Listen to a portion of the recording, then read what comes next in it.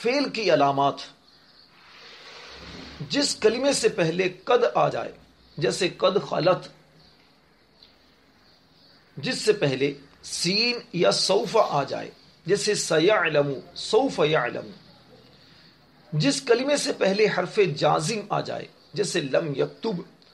حروف جازمہ یعنی وہ حروف جو فعل پر داخل ہو کر اسے جزم دیتے ہیں 5 ہیں: لم، لما، لام امر، لائے نہیں، ان شرطیہ۔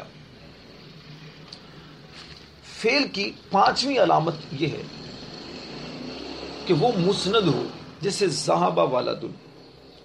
مسند ہونے کا مطلب یہ ہے کہ جس کی اسناد کی جائے۔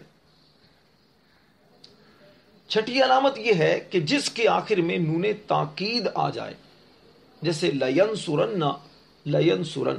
نون تاکید، چاہے نون تاکید وہ نون ساکن ہوتا ہے جو فعل کے آخر میں لگایا جاتا ہے، اب وہ نون ساکن بھی ہو سکتا ہے یا پھر مشدد نون بھی ہو سکتا ہے۔ نمبر 7، جس کے آخر میں تا ساکن آ جائے، جیسے خرجت۔ نمبر 8، جس کلمے کے آخر میں ضمیر مرفوع متصل ہو، جیسے نصرتو، اس میں تو ضمیر مرفوع متصل ہے۔ یہ ہیں